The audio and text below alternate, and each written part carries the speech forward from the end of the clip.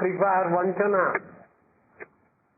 এটা ভগবানেরও যেমন আছে, আস্থার একান্ত অনুগত বৈষ্ণবগণেরও আছে। ভগবানও কি কম পরীক্ষা করেন? যারা তার সাধন ভজন করতে যায় তাকে বহু পরীক্ষা নিরীক্ষা। কৃষ্ণ যদি ছুটে ভক্তি ভক্তি মুক্তি দিয়া, কো ভক্তি ধন না দেন রাখেন লুকাইয়া। আবার যদি তিনি কৃপা করেন, বড় কান্নাকাটি করছে, এর কোনো উপায় নাই, আচ্ছা যা, তোকে আর কানতে হবে না, যা আমি ব্যবস্থা নিলাম। কি তখন? আমি বিজ্ঞ সেই মূর্খে বিষয় কেন দিব, সচরণ অমৃত দিয়া বিষয় ভুলাইব। এই হলো তার নিষ্কপট করুণা কৃষ্ণের। যাকে অকপট করুণা করবেন, নিষ্কপট করুণা করবেন, তার পক্ষে এই ব্যবস্থা নিয়ে নেন তিনি। এই কথা তো গীতা ভাগবতে সব জায়গায় ভগবান বলে রেখেছেন। আমরা বিশ্বাস করতে পারছি না, আমরা তার কথা সাধারণ মানুষের কথা বলে মনে করছি, সেই জন্যই অসুবিধাগুলো এসে যাচ্ছে। যখনই তার কথায় বিশ্বাস আসবে, সাধুগুরু বৈষ্ণবের বাক্যে বিশ্বাস আসবে, তখনই তার হয়ে গেল, তখন তো সে পেয়ে গেল তত্ত্ব দর্শন। তখন তার আর কোনো ভয় নেই, অভয়। দৈবিচ্ছেষা গুণময়ী মম মায়া দুরত্তয়া মাম এব যে প্রবদ্ধন্তে মায়ামে তরন্তিতে। ভগবান দায়িত্ব নিয়ে নিচ্ছেন, যে আমার শরণাগত হচ্ছে একান্ত ভাবে, কান্নাকাটি করছে, তার ব্যবস্থা তো আমি নিয়ে থাকি। অর্জুন, তুমি চিন্তা করছো কেন? সমুদ্ধর্তা মৃত্যু সংসার সাগরাত ভবামি ন চিরাৎ পার্থময়ী আবেশিত চেতসাম। তো গীতার বাক্য। সেই ভগবানই তো আবার বলছেন, অনন্য চিন্তয়ন্ত মাং যে জনা পর্যুপাসতে। অনন্য চিত্ত, যে আমি ছাড়া আর কাকেও সে জানে না আর কেউ আছে তার, এমন যে ভক্ত, তার সব দায়িত্ব আমার, আমি তার সব দায়িত্ব নিয়ে নেই। নিয়েছেন কোথাও? আছে প্রমাণ? হাজার হাজার প্রমাণ আছে। তিনি না নিলে বলেননি ওটা। অর্জুনের কাছে বলছেন তো, অনন্য চিন্তয়ন তোমার, অন্যের ভরসা নাই, ভগবানের পরে সব নির্ভর, সব ভরসা, পূর্ণ শরণাগতি, ফুল সাবমিশন। ওই একটু এগোই একটু পিছই এমন নয়, সম্পূর্ণভাবে নির্ভরশীল। তার জন্য সব ব্যবস্থা ভগবান নিজেই বলছেন। সেই সঙ্গে নিত্যাভিযুক্তানাম, আমার প্রতি নিত্যকাল ধরে আমি ছাড়া তার কোনো গতি নেই, এমন চিন্তা। বহু আত্মীয় স্বজন জগতে থাকলেও তাদের বলা হয়েছে স্বজনাক্ষ দস্যু। বড় কড়া কড়া কথা বলা আছে শাস্ত্রে। শাস্ত্র মানে তো তাই, শাসন বাণী তো একটু কড়া কড়া তো হবেই, একটু মিঠে কড়া। শাসন আছে, আবার পিছনে স্নেহ আছে, মমতাও আছে। তাই এরকম বলছেন, আমি সেই ভক্তের সব ব্যবস্থা নেই। কৃষ্ণ বলে দিলেন অর্জুনকে,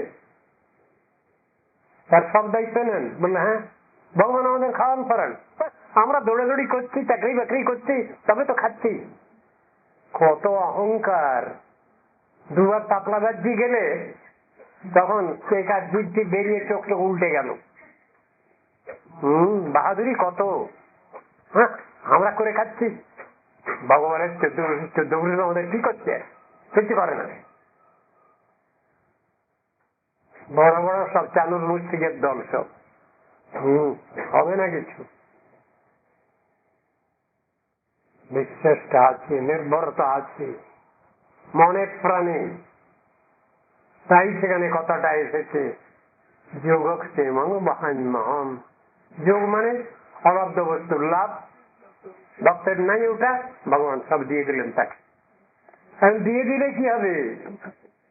রাখবে কে? দেখাশোনা করবে কে? তিনি তো সবসময় হা কৃষ্ণ হা রাধে করছেন বসে বসে। ভগবানের দায়িত্ব নিতে হলো, সর্বনাশ। আবার তৎসংরক্ষণ চেষ্টা, ক্ষেম মানে হলো তৎসংরক্ষণ চেষ্টা। তার সম্পত্তি দিয়েও রেখে নেই ভগবানের, তার রক্ষাও করছেন তিনি। যে ভগবান এইরকম দয়ালু, এইরকম কৃপালু, এত স্নেহ বাৎসল্য যে ভগবানের, সেই ভগবানের ভজন করবো না তো কার ভজন করব? এই তো ভক্তের বিচার, একান্ত অনুগত জনের এই তো বিচার। তারা তো ভগবত কৃপা নিয়েই বেঁচে আছেন। কিন্তু আমরা যতক্ষণ পর্যন্ত সেই ভগবানকে পড়া ঠিক মতো না দিতে পারছি, বুঝাতে না পারছি, অন্তর্যামী ভগবান তো তিনি সবই বোঝেন। কোন ছেলেটা কেমন হা করলে কি মানে হয় সব বুঝে বসে আছে। একটা শয়তান বদমাইশ, সে খুব কাঁদছে, কিন্তু তার বাইরে কান্না, ভিতরে কিছু কান্না নেই, তার ব্যবস্থা নিচ্ছেন না। হ্যাঁ, বদমাইশ কোথাকার, শয়তানি করছিস আমার সঙ্গে।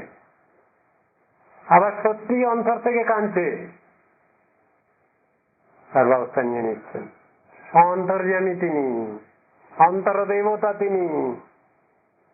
কাঁদবার সময় ভাষা ঠিক নাই, বেরোচ্ছে না, ঠিক ভগবান বুঝে নিচ্ছেন যে একে এর ব্যবস্থা নিতে হবে। আর একটা খুব কাঁদছে, হ্যাঁ, চোখে জল নেই, চোখ রৌড়ে মুগড়ে জল বের করছে, কিন্তু শয়তান, তার ব্যবস্থা নিচ্ছেন না ভগবান। একজন খুব পণ্ডিত লোক, এবার শুদ্ধ সংস্কৃতি একবারে বলে যাচ্ছে, স্তবস্তুতি করে যাচ্ছে, এবারে খুব ভালো উচ্চারণ করে যাচ্ছে, ভক্তি নেই, ভগবান একটা শয়তান।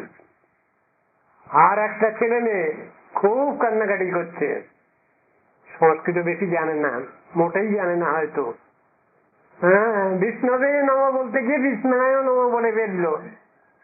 ভগবান বললেন ওকেই, ওরই ব্যবস্থা নাও।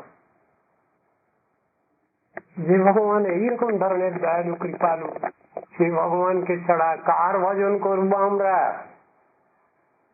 না চাইতেও নামের গুণে ওসব ফল পাই রে, মানেটা কি? কথাটা নামের গুণ, এটা নামের স্বভাব, এটা নাম স্বয়ং মূর্তিমান হয়ে সাক্ষাৎ ভাবে তার স্বরূপ প্রদর্শন করছেন ভক্তকে। বলা আছে তো, আমরা কীর্তন করি, কীর্তনের মধ্যে বলা নেই, কৃষ্ণ নাম ধরে কত বল, ঈষদ বিকচি পুনঃ দেখায় নিজ রূপগুণ, চিত্ত হরিলয় কৃষ্ণ পাশ। এই হলো সেই নামের প্রভাব। সেই নাম কৃপা করে তার স্বরূপ প্রদর্শন করেন, তাকে কৃপা করেন, প্রেমানন্দ দান করেন। এমনই দয়ালু কৃপালু সেই ভগবান। তার ভজন করবো না তা কার ভজন করবো? শিব তত্ত্ব মানে হলো ভক্ত তত্ত্ব, সেবক তত্ত্ব, বৈষ্ণব তত্ত্ব, এইগুলো বিচার। এখন একটা কথা আসতে পারে, শিব ঠাকুরের কোন অবস্থায় বিষ্ণুত্ব আছে? প্রশ্ন আছে। সেই উত্তর দিতে গেলে আবার একটা প্রসঙ্গ, সেটা হলো আমরা যাকে মনে করি তিনি সাধন ভজনের চরম বিচার নিয়ে বসে আছেন, তার নাম হলো গোপীশ্বর মহাদেব বা গোপেশ্বর মহাদেব, গোপেশ্বর শিব। তিনি যে জিনিস পেয়েছেন তা সকলকে বলেছেন কিনা জানি না, তবে যতটুকু তার মুখ দিয়ে শাস্ত্রে বিভিন্ন জায়গায় বেরিয়েছে তাতে বুঝতে পারা যায় তিনি সাধনের চরম সীমা লাভ করেছেন, সেই বৈষ্ণব ঠাকুর। কিন্তু তারও তিনি যা বলেছেন, তার যে জাজমেন্ট ভার্ডিক্ট, তার মধ্যে তিনি নিজেকে সেবক বলেই বলেছেন, বৈষ্ণব বলেই বলেছেন।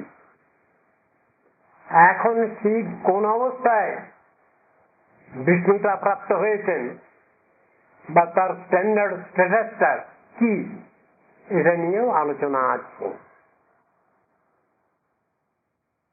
এখানে সদাশিব তত্ত্ব নিয়ে ব্যাখ্যা করা আছে। সদাশিব শব্দটা মানে হলো সমস্ত শিব তত্ত্বের উপরওয়ালা মালিক, যিনি উপরওয়ালা অফিসার, তিনি হলেন বিষ্ণু তত্ত্ব। সেইখানে তার নামকরণ করা আছে সদাশিব, তার রাজ্যটা রয়েছে। আবার সেই রাজ্য ছাড়া তার নিচে যারা আছেন সেবক রূপেও আছেন অনেকে, যেমন বৈকুণ্ঠে সেখানে অন্যান্য দেবতারাও আছেন। এখানকার ইহ জগতের যেসব দেব দেবী তাদের সেখানে প্রবেশাধিকার নেই, কিন্তু সেখানে আবার শিব ব্রহ্মাদি দেবতা আছেন, সব দেব দেবী আছেন, তারা সব বৈষ্ণব, সেই একবারে তত্ত্বের সঙ্গে একবারে প্রপারলি অ্যাডজাস্টেড সেবা নিয়ে আছেন। এই বর্ণনা আছে, আপনারা শুনেছেন কিনা, সেখানেও আছেন। বৈকুণ্ঠ পিঠাবরণ দেবতা রূপে সব আছেন, তারা হলেন তাদের স্বরূপের পরিচয়ে পরিচিত তারা সব, এবং সাক্ষাৎ সেবা নিয়ে তারা আছেন সেখানে, এটাও আছে বর্ণনা। জগতের যে এখানকার যারা দেখাশোনা করছেন, আমাদের বিচার অনুসারে তারা আমাদের তাদের তথ্য বা তত্ত্ব প্রকাশ করেন। বললে এটা আবার কিরকম বললেন? আছে তো, গীতায় কৃষ্ণ বলছেন না যে আমাকে যেমন ভজন করে আমি তাকে সেই রকম ধরনের দেই, ওই রকম ধরনের কথা। অনেক ক্ষমতা আছে তার, কিন্তু সেটা জানে না তারা, সেটা বোঝে না তারা, সেজন্য চাইতেও পারে না, পায়ও না।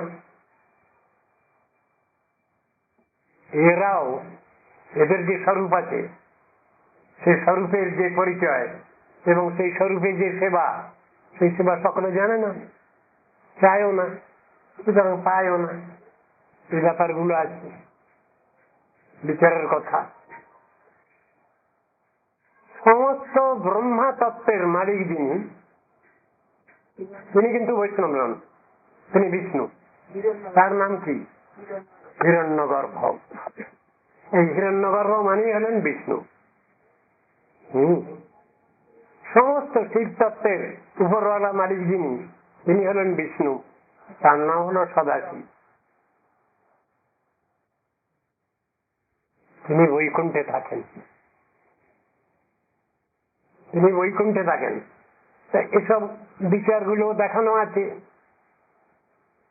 সুতরাং আমাদের তত্ত্ব দর্শনটা জানতে হবে, কে কোন পোর্টফোলিও নিয়ে আছেন, কে সেবক তত্ত্ব, বৈষ্ণব তত্ত্ব, কে বা সেব্য তত্ত্ব, বিষ্ণু তত্ত্ব।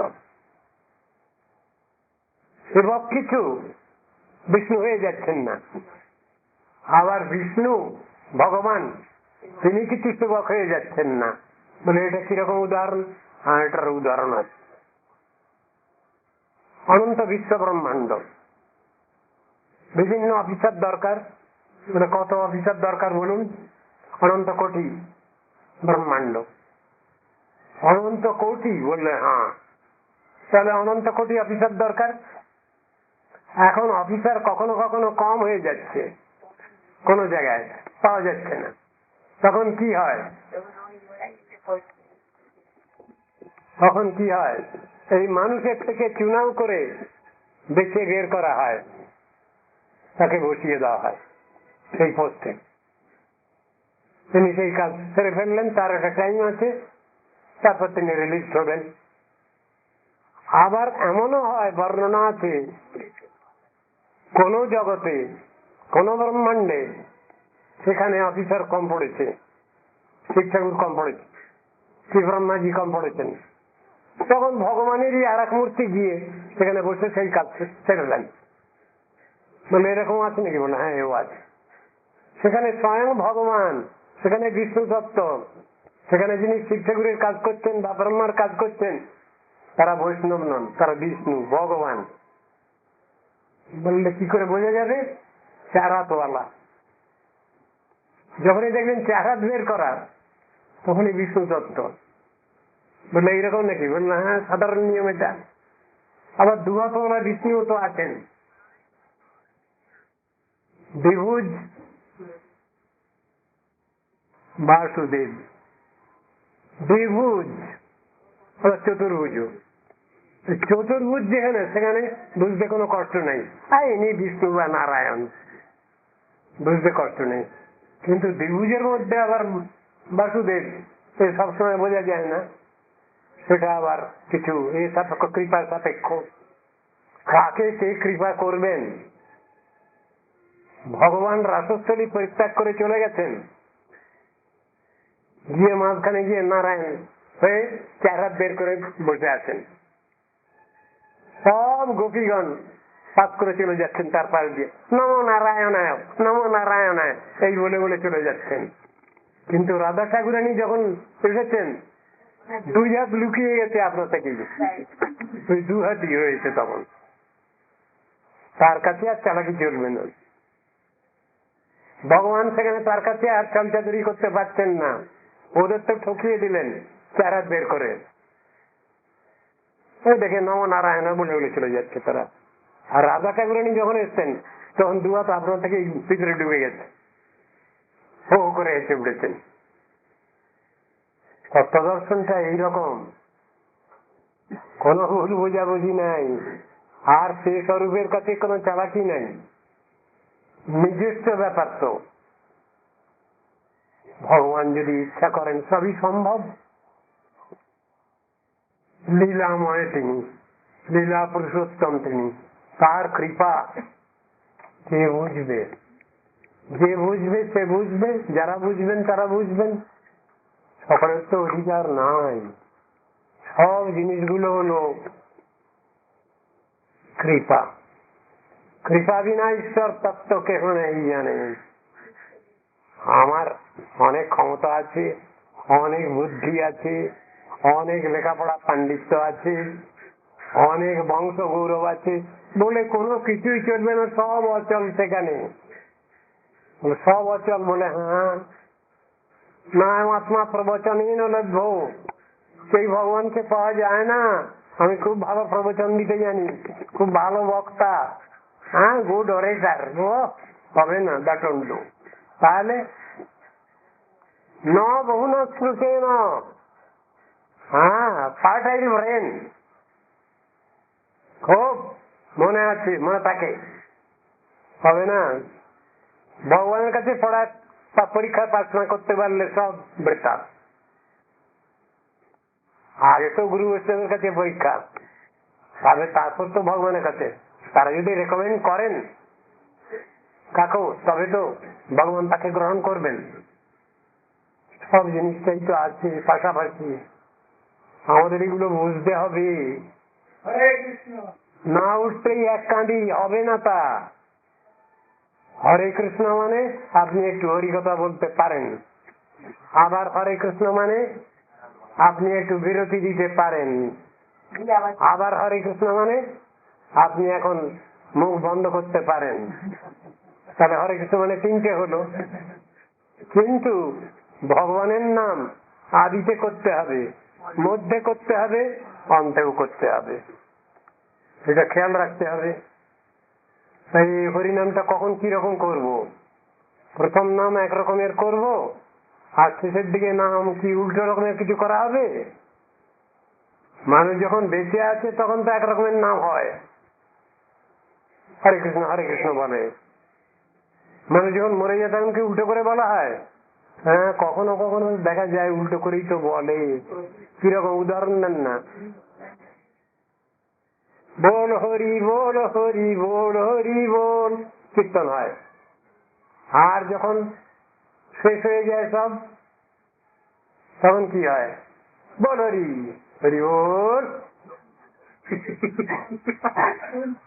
তখন সব উল্টে যায়, গণেশ উল্টে গেল। ব্যবসা ছেলেছিলাম একটা, সে ব্যবসা ভালো চললো না, বাতি জ্বালিয়ে দিয়ে ব্যাস নিরুদ্দেশ। হবে না তা। ভগবানের বেলায় এরকম চলবে না, অন্য লোকের বেলায় চলবে। ভগবানের বেলায় ভীষণ very careful and very conscious. ও যে পরীক্ষক না, ওর কাছে পাস হওয়া বড় মুশকিল, কিন্তু যাকে পাস করাবেন তিনি, তার কি পরম সৌভাগ্য, এটা বুঝতে হবে। পরীক্ষা তো আমরা দেবই সব সময়, পরীক্ষা দেওয়ার জন্যই তো বসে আছি। এই জগৎটা হলো পরীক্ষার স্থল, পরীক্ষার হল। পরীক্ষার্থী আমরা সবাই পরীক্ষা দেবো, নিশ্চয়ই দেব, পাসও করব। যেমন তেমন পরীক্ষায় পাস করব না, ফার্স্ট ক্লাস ফার্স্ট হব। এইরকম ধরনের এই নিয়ে আমাদের সাধন ভজন করতে হবে। ভগবানের ওইরকম নিষ্ঠা থাকবে, ভক্তিতে নিষ্ঠা থাকবে, আর যা যা আছে সব নিয়ে ওইরকম চলবে। এই খানিকটা খানিকটা করবো, হবে না তা। ভগবান ভীষণ চালাক, একটু একটু করলে হবে না, সম্পূর্ণটা তাকে দিতে হবে। তাহলে অন্যদিকে ইদিক উদিক করা যাবে না। এদিকে দেবীও ভোজি, আবার ওদিকে কেষ্ট বিষ্টুও করি, হবে না তা। একদিকে এক মনা হতে হবে, বুঝতে হবে কে আমার উপরওয়ালা, কি দেবেন, কি পাস, দরকার কি আমার? দরকার আমার ভগবত প্রেম, দরকার আমার ভগবানের সাক্ষাৎ সেবা। সেটা করতে গেলে কার কাছে যাব আমি? ঘেটুমাকাল করলে হবে না। যে যা করছে সব এক জায়গায় পৌঁছে যাবে, হবে না তা, কোনোদিন হয় না। বিভিন্ন জায়গার টিকিট নিয়ে বসে আছি আমরা, বিভিন্ন জায়গায় যাব বলে, আর মনে মনে ভাবলে হবে যে আমি হাওড়া স্টেশনে পৌঁছাবো। বিভিন্ন স্টেশনের টিকিট কি করে হবে? বিভিন্ন ঠিকানায় চিঠিগুলো দেওয়া হয়েছে, বিভিন্ন ঠিকানায় যাবে, তো সবগুলো একই জায়গায় যাবে কি করে? বিভিন্ন ঠিকানায় সেগুলো যাবে। জমার ঘরটা ওই রকম করা চাই। উল্টো পাল্টা বললে তো হবে না। যার জমার ঘর যেমন সেই সেখানে সেরকম থেকে যাবে, সেখানে যার জমার ঘর স্বর্গ পর্যন্ত স্বর্গে গিয়ে থেকে যাবে। আবার যার একটু বেশি আছে সে আর একটু উপরে উঠবে, যার আর একটু বেশি আছে তিনি সত্যলোক পর্যন্ত গেলেন, তারপরে আর হলো না, তারপরে আর হলো না। যার আবার সেই রকম ধরেন জমার ঘর বেশি আছে, তিনি বিরজা পার হবেন, ব্রহ্মলোকে যাবেন, তারপরে বিরজা ব্রহ্ম লোক ভেজি পরব্রহ্ম পায়। সবগুলো জমার ঘরের পরে নির্ভর করছে। তো কি করে জমার ঘর করতে হবে শাস্ত্রে বলা আছে, সাধুগুরু বৈষ্ণব বলে দিচ্ছেন। এইরকম এরকম জমা ঘর করলে এখানে যাওয়া যায়, এইরকম এরকম জমার করলে এখানে যাওয়া যায়। অল্প জমার ঘর নিয়ে কত দূর যাবো আমি, আর কদিন খাবো বসে বসে?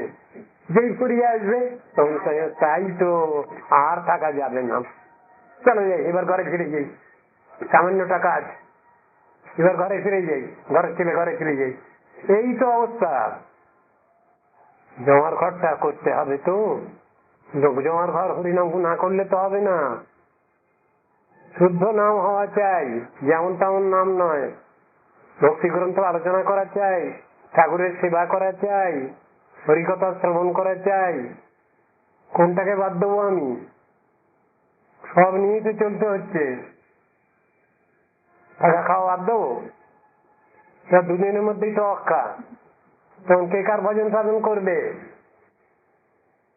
শরীরটাও দরকার।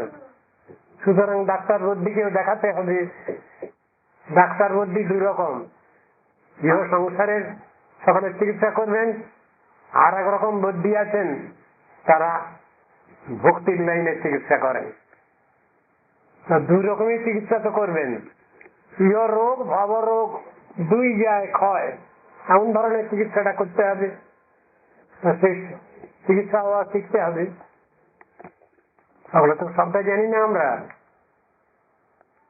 কেউ অ্যালোপ্যাথিক চিকিৎসা করি, কেউ বা কবিরাজি চিকিৎসা করি, কেউ বা হোমিওপ্যাথি বায়োকেমিক চিকিৎসা করি, কেউ বা আবার হাইড্রোপ্যাথি করি, অমুক করি তমুক করি, কত কে আছে। তা আমাদের সে সম্বন্ধে বাস্তব অভিজ্ঞান থাকা চাই, সাধন পথে অগ্রসর হওয়া চাই, যেটা যেমন নিয়ম আছে সেই অনুসারে আমাদের চলতে হবে। সর্বোপরি কোথায় যাব আমরা? গোলক বৃন্দাবনে যাব, এই জন্য সব থেকে বড় কথা। তাহলে সঞ্চয়টা ওরকম দরকার, জমার ঘরটা ফিক্সড ডিপোজিট ওইরকম ধরনের দরকার। তাহলে ভগবানের কাছে গিয়ে তার সাক্ষাৎ সেবা আমরা অধিকার পাবো, নিশ্চয়ই পাবো, নিশ্চয়ই পাবো, নিশ্চয়ই পাবো। পরাজয় নাই। আর জয় যদি হয় তো ভগবানের জয় হোক।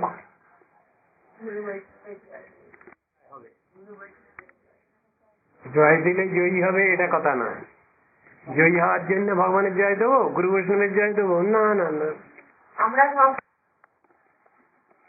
ভগবানের জয় সবসময় হোক। আমার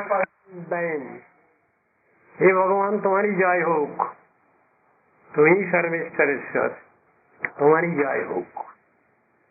আর আমাদের সব পরাজয় হোক। পরাজয় হয়েছে বলেই তো বদ্ধজীব হয়ে এখানে বসে আছি। আর কেন জানে পড়িতেছ জীবনী, নাহি জান বদ্ধ হয়ে রবি তুমি চিরদিন। অতি তুচ্ছ ভোগ আছে বন্দী হয়ে মায়া পাশে, রহিলে বিকৃত ভাবে দণ্ড যথা পরাধীন। এখনো ভকতি বলে কৃষ্ণ প্রেম সিন্ধু জলে, ক্রীড়া করি অনায়াসে থাকো তুমি কৃষ্ণাধীন। আর কেন মায়া জালে, আর কেন মায়া। গুরু বৈষ্ণব ভক্তের শ্রীচরণে হাত দেওয়া কি উচিত? উত্তর বলছি, এই ভগন্মুখ দেহ বা পাপ দেহ লইয়া সাধুগুরুর শ্রীচরণে হাত দেওয়া উচিত নয়। শ্রীচরণে হাত দিলে যদি সাধুগুরু অসন্তুষ্ট বা দুঃখিত হন, তাহলে তো অমঙ্গলই হলো। সন্ন্যাসী ভক্তগণ এসব আদৌ পছন্দ করেন না। সাধুগুরুর শ্রীচরণে হাত দেওয়া লোকের একটা রোগ বা খেয়াল হয়ে দাঁড়িয়েছে। প্রত্যেক কার্যে গুরুকৃষ্ণ সুখী হচ্ছেন কিনা সেদিকে আমাদের তীব্র দৃষ্টি থাকা দরকার, তবে তো মঙ্গল হবে। তা না হলে তো নিজের পায়ে নিজেই কুড়ুল মারা হবে। যাহারা ভাবপ্রবণতা বা উত্তেজনার বশবর্তী হইয়া মাতৃষ সন্ন্যাসীর পাদস্পর্শ করিতে উদ্যত, তাহাদিওকে আমি আমার গুরুদেবের ভাষায় বলছি, তারা সাধুর পদধূলি গ্রহণের জন্য হস্ত প্রসারণে সাহস করিবেন কেন? এরূপ দুঃসাহস কি ভালো? তাদের এমন কি যোগ্যতা আছে যাতে তারা নিজেকে এরূপ যোগ্য বা বড় মনে করিতে পারেন? সাধুগুরুর সেবা বা সুখের দিকে দৃষ্টি নাই এইরূপ গৃহাসক্ত লোকের সাধুগুরুর পদস্পর্শ করা যে অন্যায়, তা সহজেই অনুমেয়। আপনারা যদি দূর হইতে প্রণামাদি করেন, তা হইলে আমরাও দূর হইতে প্রণাম করতে পারি।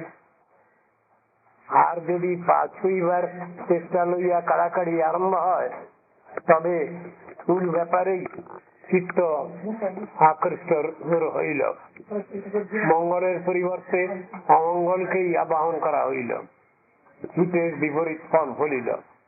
সুতরাং এইরূপ অপরাধময় কার্য হইতে মঙ্গলাকাঙ্ক্ষী ব্যক্তি মাত্রেরই সাবধান হওয়া উচিত। প্রকৃত গুরু কাহাকেও শিষ্য করেন না, তিনি সকলকেই গুরু করিয়া থাকেন, বহির্মুখকে কৃষ্ণোন্মুখ করিয়া থাকেন, সকলকে কৃষ্ণ ভক্ত করেন, সকলকেই কৃষ্ণ সেবায় নিযুক্ত করিয়া কৃষ্ণের সুখবিধান করেন। গুরুর দর্শন ক্রিয়া সবই গুরু, সবই ভক্তি। গুরুর সর্বত্র গুরু দর্শন, কৃষ্ণ সম্বন্ধ দর্শন, তার লঘু দর্শন, ভোগ্য দর্শন বা বিশ্ব দর্শন নাই। মেডিকেল প্রফেসরগণ যেমন ছাত্র তৈরি না করিয়া ডাক্তার তৈরি করেন, গুরুর কার্য তদ্রূপ। যদি বৈষ্ণব গুরুগিরি কার্য না করেন তবে পারমার্থিক বৈষ্ণব বংশ থামিয়া যায়। আবার যদি গুরুর কার্য করেন তবে অবৈষ্ণব হইয়া যাইতে হয়। এই জন্য অযোগ্য হইয়া গুরুর কার্য করিতে যাওয়া ঠিক নয়, তাহাতে অমঙ্গল বা অধঃপতনই হয়। গুরুর গুরু অভিমান কখনোই থাকে না, তাহার হৃদয়ে ভগবত দাস অভিমানী প্রবল। কিন্তু গুরু যদি মনে করেন আমি গুরু, তা হইলে গুরুর প্রথম বর্ণের উকারটা লোপ হইয়া যায়। প্রকৃত গুরু 24 ঘন্টার মধ্যে 24 ঘন্টাই ভগবত সেবায় ব্যস্ত, কৃষ্ণ সেবা ব্যতীত তাঁর আর অন্য কোনো কার্যই নাই। গুরু সেবা প্রাণ, গুরু নিষ্ঠ ভক্ত ব্যতীত অপরের গুরুর কার্য করিবার অধিকারও নেই। সংক্ষিপ্ত ভাবে এখানে আরো 2-3 জায়গায় দেখেছিলাম, পরে বের করে দেওয়া যাবে। এই আমাদের অধিকার একটা ব্যাপার আছে।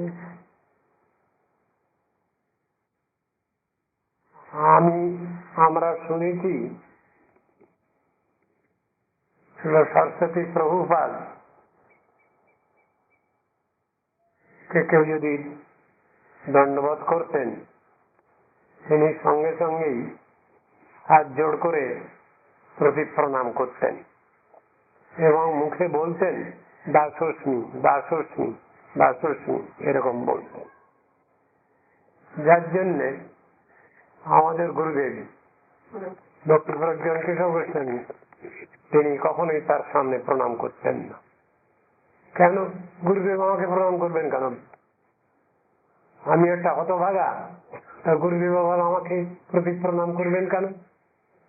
সেজন্য উনি আড়ালেই সবসময় দণ্ডবোধ প্রণাম করতেন। সেটা একটা বিচার। তাহলে সবটাই শিক্ষার বিষয়। সরস্বতী প্রভুপাদ বলছেন যে আমি কাকর শিষ্য করি না। তখন তারই শিষ্যদের মধ্যে থেকেই একজন বললেন আপনার হাজার হাজার শিষ্য। উনি বললেন আমি কাকর শিষ্য করি নাই। যারা আমার সামনে আমার কিছু প্রলোভিত বাক্য শ্রবণ করবার জন্য বসেছেন, তারা সবাই আমার গুরুবর্গ, আমার গুরুপাদ পদ্মের তারা বৈভব। এই বিচার বুদ্ধি তো গুরু বৈষ্ণবগণের আছে। তারা শিষ্য করেন না সত্যই, সাধুগুরু বৈষ্ণবগণের এটাই হচ্ছে বিচার।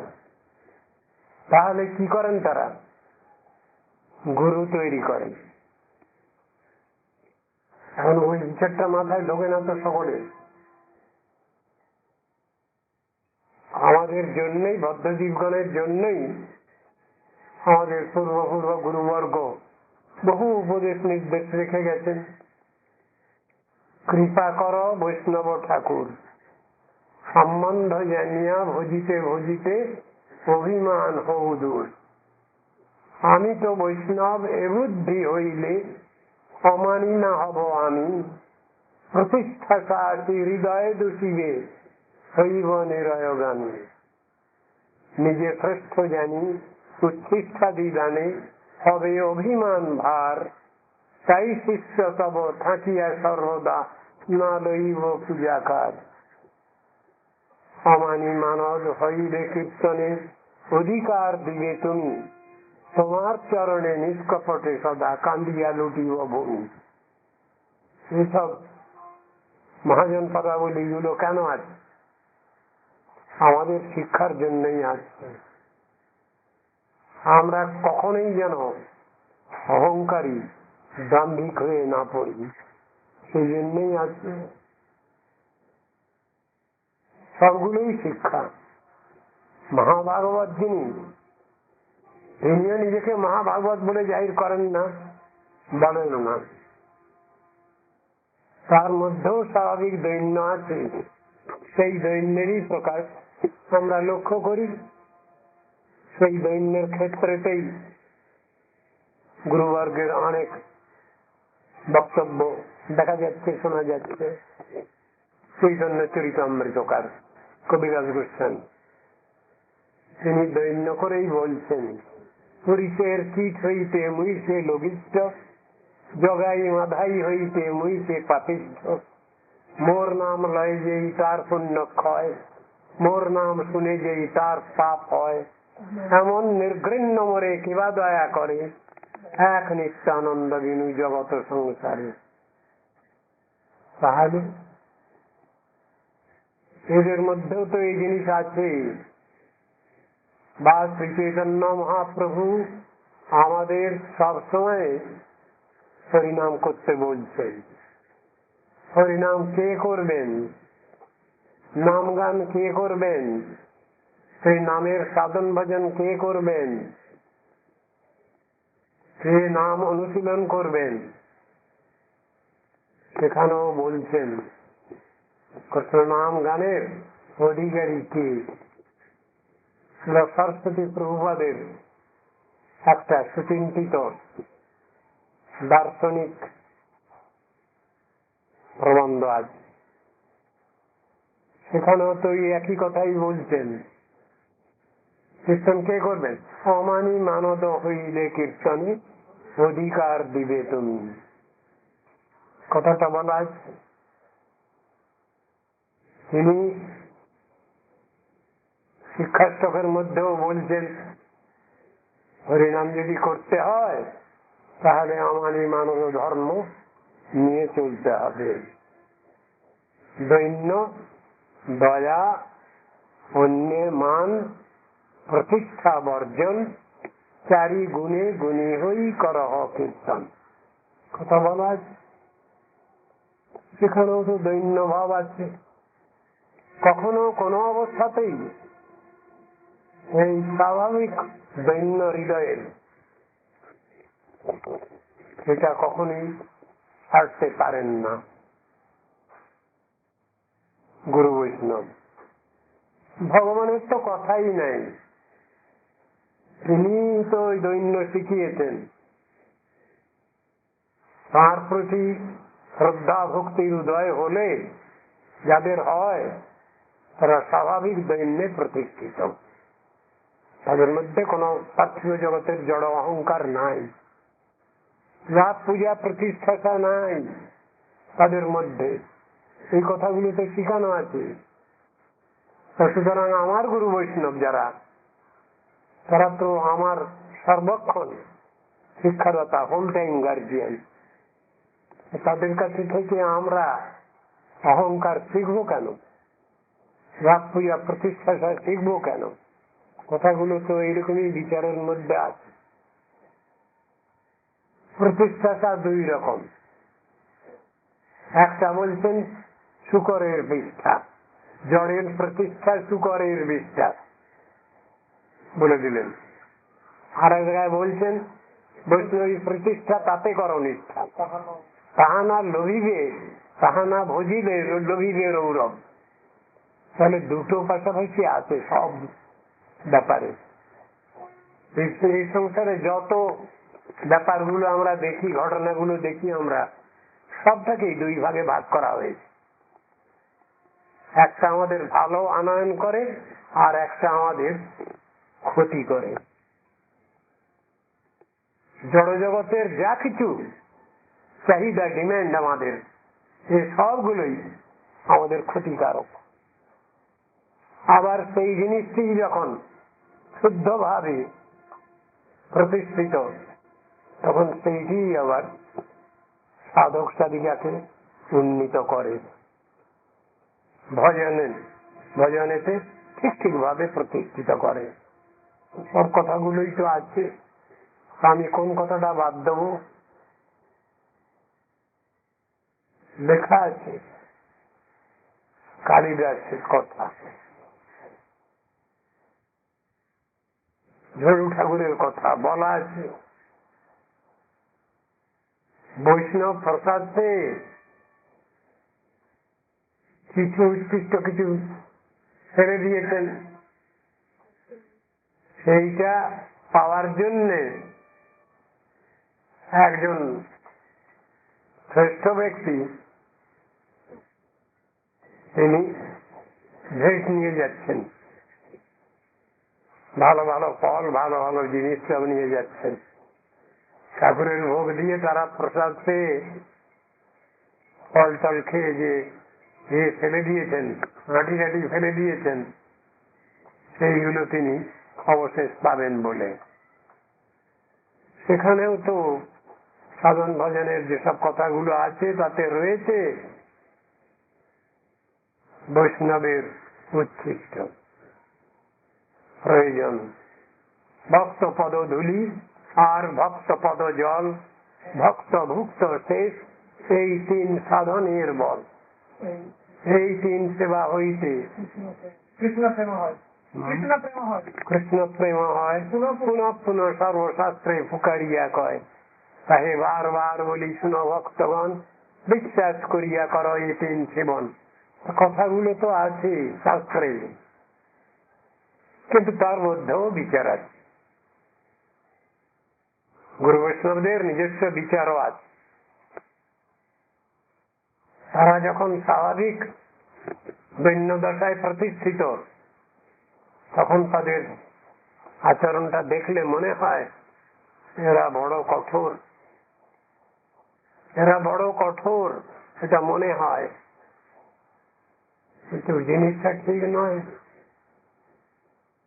তাদের মতো দয়ালু কৃপালু জগতে খুঁজে পাওয়া যায় না। আমি যখন সাধন পথে ঠিকভাবে সাধন করে চলি, তখন তারা আমাকে প্রশংসা করেন, হ্যাঁ হ্যাঁ ভালো, বেশ ভালো করছো, আরো 5 জনকে এইরকম শিখাও। আবার যখন কিছু দোষ ত্রুটি করে ফেলি, তখন তারা আমাকে স্নেহশাসন করেন। দুটো জিনিসই তাদের মধ্যে আছে। কিন্তু যখন তিনি গুণাতীত, মায়াতীত, লোকাতীত অবস্থায় আছেন, তখন তার ভিতরে স্বাভাবিক দৈন্য থাকে, তিনিও দৈন্য প্রকাশ করে ফেলেন। তখন আমরা কি করব?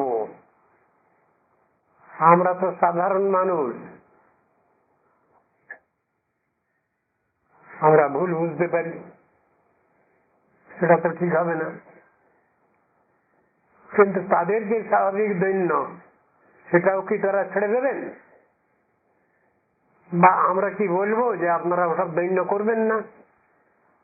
সেও তো বলা চলবে না, ওটা তো তাদের নিজস্ব ভাব,